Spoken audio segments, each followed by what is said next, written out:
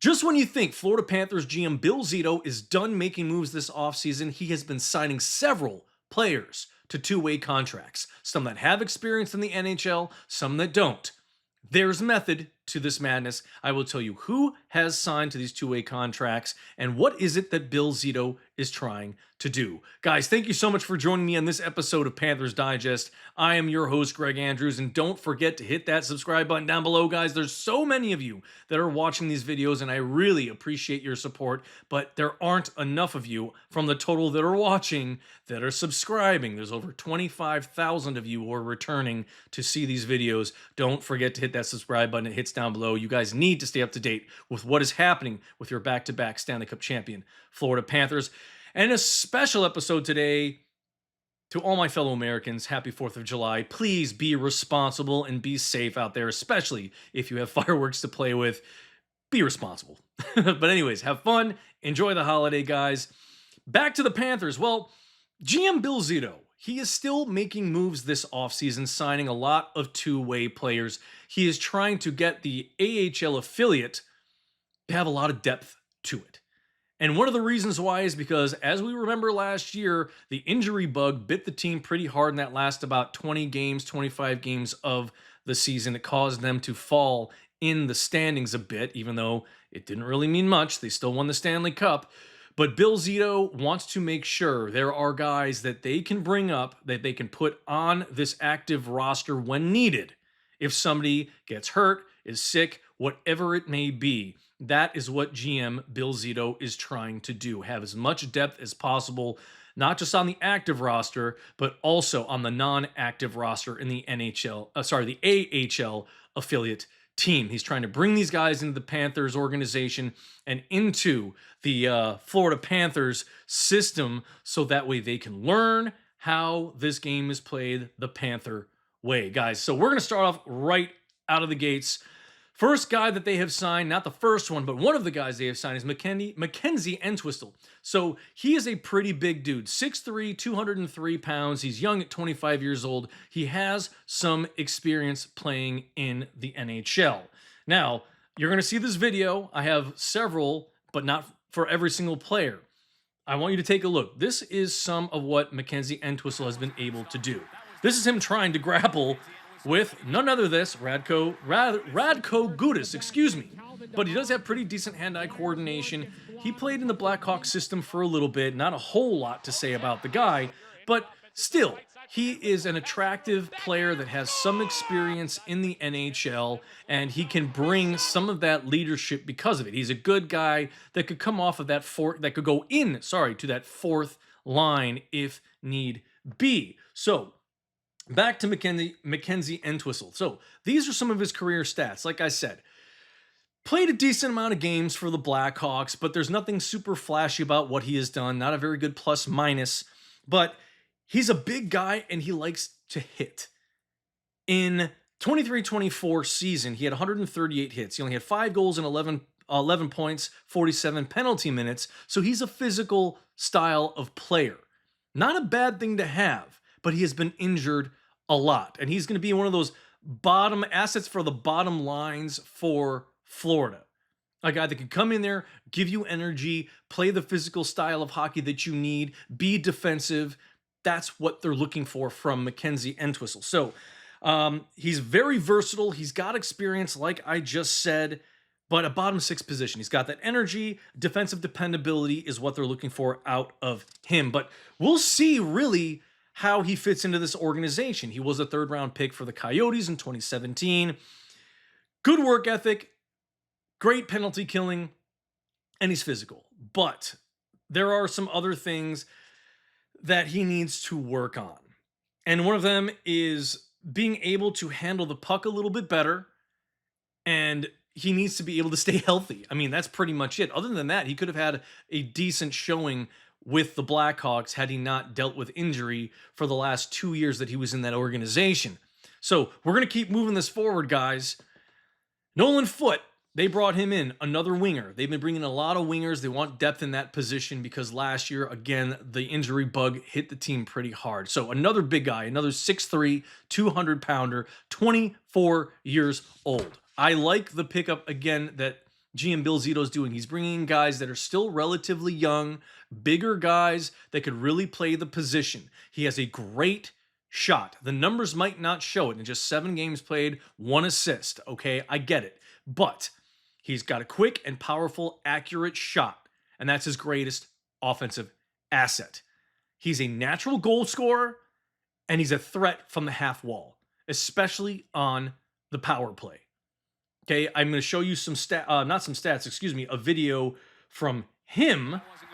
Here we go. These are a couple of his highlights. Again, not all of these guys have a ton of highlights or any, if at all, but there's a few guys that I do have highlights for. So he is willing to get in front of the goaltender, get near that goal crease, and try to put him in there. You can see he's got a great shot. So he's not afraid to throw them at the net.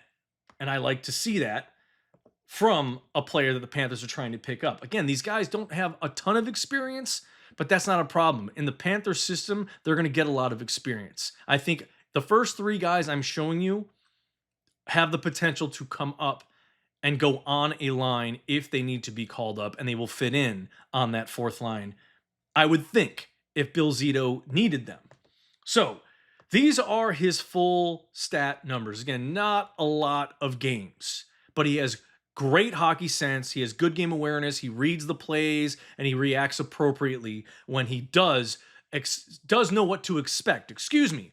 He's very competitive. He's very physical. He's got a very fast motor and he does not slow down. Like I said, 6'3", 200 pounds. He's a strong power forward. He battles along the boards and he likes to drive to the net, as you saw in those highlights.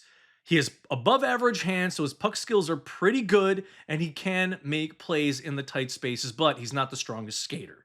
That's something that he needs to get better at doing, is that he needs to understand how to get speed from the way that he skates. He's got to be more agile, and that limits his ability to be able to carry the puck up the ice. The other thing is his physical dominance is something that he does lack. He can battle in high traffic areas, but he definitely could be more physical because he is such a big guy. But that hasn't really shown, as you can see, why there are not as many games played for the New Jersey Devils. And the injury concerns, he has been injured here and there, but he is a middle 6 winger. Upside is a power play specialist, and he does have some great natural hockey senses, but his skating needs to improve a lot. In order for him to make that step forward into the NHL, he's got to become a better skater, guys. So, moving on, Jack Studika. I've been trying to figure out how to pronounce his name. A not as big guy, 6'1", 200 pounds, but he does have experience. He's 26 years old, and he's been on several different teams. You could see 22 games played in the 2023-2024 season. Again, not a lot to show for these guys, but let's take a look at his stats before I show you his highlights. He was on the Bruins. He was on the Canucks. He was on the Kings. He was on the Sharks. I know the Kings are not there because he switched teams in the middle of the season, but he's a great skater. He's very, very, very quick. He's got a very explosive first step, so he can obviously beat some of those defenders when there's a turnover in neutral ice. And he can change direction very easily, and he creates scoring opportunities. That's great. He's got great puck skills, playmaking abilities, and he's elusive in the offensive zone. He's versatile. He could be center. He could be a winger. It doesn't matter. He's great on the power play and penalty kill. So there's a lot of different things that he can do, and he's shown some of these capabilities in the AHL, especially in shorthanded situations. He's a two-way player. Strong two-way forward who is defensively responsible and detail-oriented, in all of his approaches to the game. Got a great work ethic, and he's a team captain in his junior career, so he knows how to be a leader too. That's a great thing for a player that you want to bring up into your professional NHL roster when it needs to happen. But his strength on the puck, not the greatest ability to be able to hold on to it when he's facing a bigger opponent. So something for him to work on. He's been trying to work on it. Again, all of my notes that I have gotten for all of these players, I've reviewed and taken down notes from scouts, looking at their stats, things like that. So the offensive upside, he is a strong two-way player, but he lacks those top offensive upsides in some of the things that I have read. So he's another middle six role kind of player. So he has struggled to translate all of his strengths into being a good, not solid, but a average to maybe lower end NHL player. And that's one of the reasons why he has not played as much as he should have. But he's had a career from 2019 to 2020, all the way to 2023, 2024, and now he is here with the Panthers. But he also doesn't have the greatest puck decision making when he has it. He has been known to turn it over at times, make bad decisions with passes, things like that. But before we get into everybody else, let's take a look at his highlights. So there are some good plays by him. Again, he will crash the net, and he's not afraid to lay the body here, a little bit of a cheap shot, but I was putting this in there just to show you, he'll put a body on a body. It doesn't matter. He'll take a guy into the wall, but there you can see he's got some skill. I don't think he's a bad player to have on this roster. Yet again, get him into our AHL affiliate team, have him work there, and see how he improves. Each one of these guys, I think, is fully capable of being brought up into the Panthers active roster when they are called upon once this season gets going. Obviously, the Panthers are going to be full strength, and man, are they going to be a force to reckon with, obviously, because they have all 10 players for 5 years or more, under contract, and they are deep and getting deeper with all of these different signings. I already told you about Jeff Petrie. I'm not going to talk about him again. A lot of people are like, oh, that's Detroit's garbage. It's garbage. He was a great player. You cannot dismiss the fact that he was a very good player. Okay, I don't want to get into him. You can go back and watch that video. You can go look at his stats. You can go look at his numbers. Look at his strengths and weaknesses. Look at the scouting reports on him over the years. Yes, he's gotten older, but this is a guy that I think, much like some of these other players who have come in that were older, can maybe turn their career around a little bit for the next year or two. But for him, we'll see what happens. Anyways, we're now on to goaltenders. Brandon Busse, big guy, 6'4", 218 pounds, 27 years old. He has played a decent amount of hockey. He was in the Boston Bruins system. He played a couple of games. I'm going to show you the one highlight that I was able to find, and man, it is a spectacular one. I think this guy has the greatest chance in the future to possibly be the Panthers starter if Bob, let's say he decides to retire after this year. But still, I don't even want to get into that because I think Bob will sign a 2-year extension, maybe a 3-year one. But we're in the offseason now. We're going to let him rest and see what happens. But I don't want to discount the fact that Bob will probably still sign something. But this kid, he's got a lot of upside to him. 6'5" goaltender. He had a 15-14-3 record with the Providence Bruins, a .907 save percentage and 277 goals against average. A good year for him. And in the Charlotte Checkers system, he was their goalie. In his AHL career, .907 save percentage and during his campaign there, and he had a .924 save percentage in 32 games in the 2022-23 season. So he's got some really good numbers. He knows how to flash the glove too, and I'm going to show you that in just a second. And it's a low-risk move for the Panthers. They're not paying him a whole lot. He's an impactful goalie in 111 AHL games, guys. 31, 12, and 8. .915 save percentage and a .262 goals against average. Not bad numbers for a 27-year-old who I do believe will get better in the Panthers system. He'll probably be the starter, for the Panthers AHL team. So I'm going to show you really quickly what this kid is capable of doing. Check this save out. Look at that. That's incredible. Gets all the way across to the opposite side and then it flashes the glove. What a save. And that was an NHL game. That was Boston playing the Rangers. But what a hell of a save. I mean, that kid's got some talent. He can move laterally pretty well. In that video, not so much. But I mean, that is not an easy save to make where you're going cross ice pass and have to just even flash the glove out there. Got it in the right position, obviously. But God, what a great move by that kid. So Here are his numbers from his NCAA days. Then he was in the AHL, then went back to Western Michigan to play. Good numbers overall. I mean, take a look. Nothing over 3 goals against average, around that between 915 and 920 save percentage for most of his career. If you want to look at the full averages recently, yes, a 907 and 277 this past year in the AHL, but very, very good numbers for a guy who's playing at a pretty high level in the AHL. So I'm excited to see what he's capable of doing. So here is another goaltender. I do not have anything on him in terms of highlights, unfortunately. But this is Kiry Garasimuk. I think I'm pronouncing that correctly. If I'm not, you'll have to excuse me. But this kid, 25 years old, not as big as Busse or Busse. I don't know how you want to say his name. He's 21 years old. Like I said, 24 contests. He plays in Russia in one of their lower leagues, but he's got really good numbers.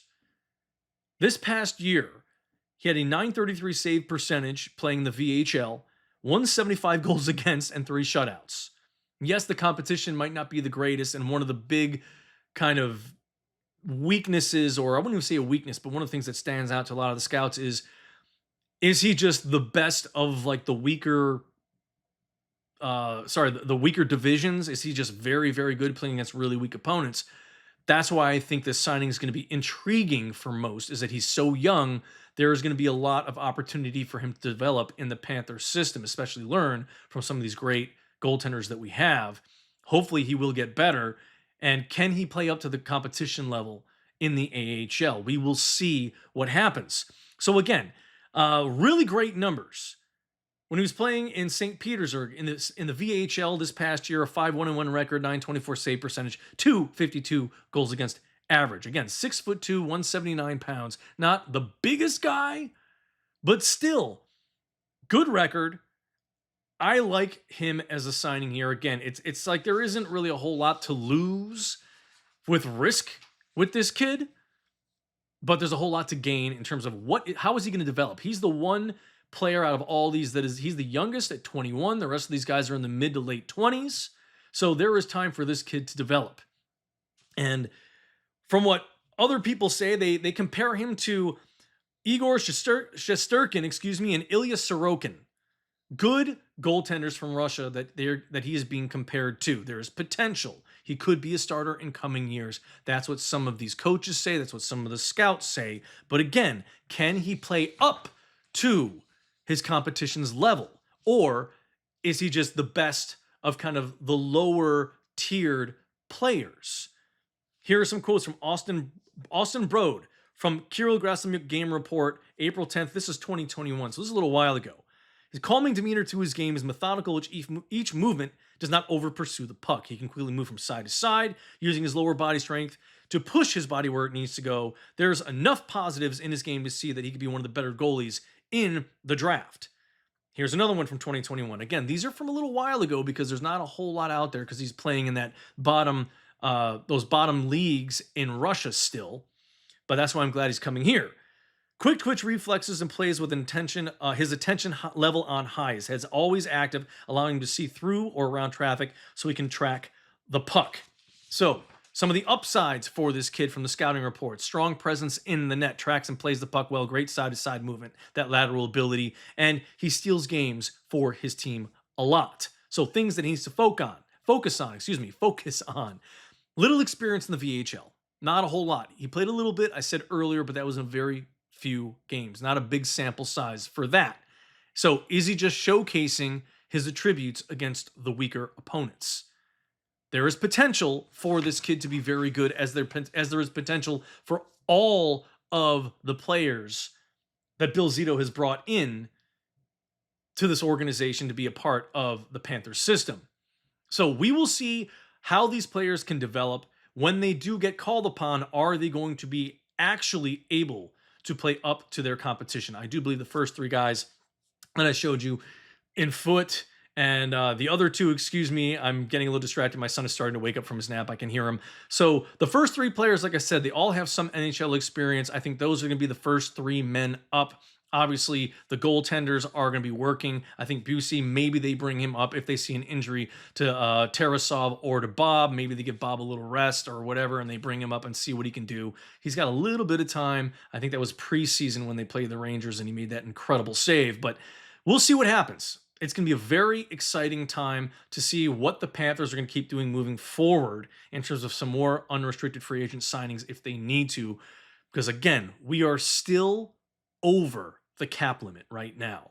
And that should worry some of you because I know you guys are still saying we can't get rid of Erod. There's no way we're getting rid of him. But there might not be a choice, guys, because right now they are just underneath $2 million in the cap hit. They're just over that margin. Sorry, they're just under that margin of being almost $3 million over.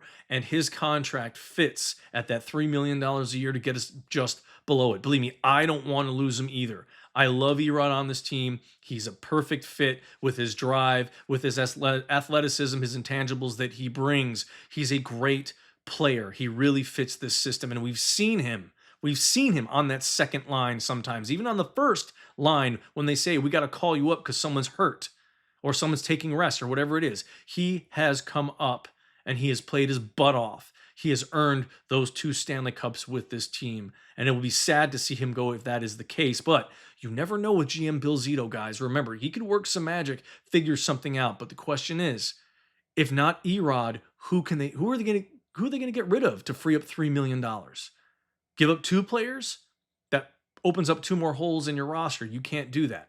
You might have to sacrifice 1 in order to keep the rest of the roster intact and maybe have to bring up one of these other forwards. Unfortunately, guys, that's what we're looking at right now. But you never know. Maybe there is a veteran free agent out there we could pay next to nothing. We will see. Again, it is very, very early in this still for fitting together this roster. And the other possibility, like I said, we've got to see what happens with Matthew Tkachuk. Is he going to have off-season surgery? Is he not? How much time is he going to miss? Is he going to be on the LTIR? We don't know yet. Everything's pretty hush-hush on that. Nothing has been talked about whatsoever regarding that. Very, very, very minimally has it been brought up. Very, very little right now. Again, the only things that I have heard was from some of the insiders for the Panthers on the radio down here stating that they don't know yet what he's going to decide to do. But once that decision is made, I'm sure it's going to hit the airwaves very quick and travel across the country in the NHL and across Canada about what the Panthers are going to be doing with Matthew Tkachuk. So again, if he goes in LTIR, that will free up enough cap space to where the Panthers can make a couple more moves possibly. But we'll see what happens. Let's not speculate. Let's just hope he doesn't need surgery. But if you're tearing a muscle off the bone, it usually means you're going to have some sort of major surgery. Hopefully they find a doctor who doesn't have to perform major surgery and can make it less invasive or minimally invasive, and he can probably return in about 4 to 6 months.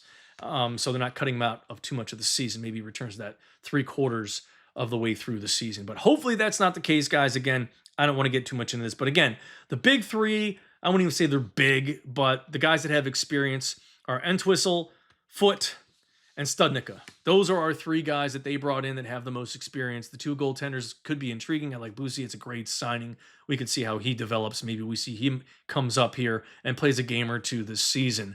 But anyways, guys, thank you so much for joining me on this episode of Panthers Digest. Again, enjoy your 4th of July. Please be safe. I'll talk to you guys on the next episode. And thank you so much for all of your support. And don't forget to subscribe, guys. Again, thank you for watching. I'm your host, Greg Andrews. I'll see you next time, and go Panthers.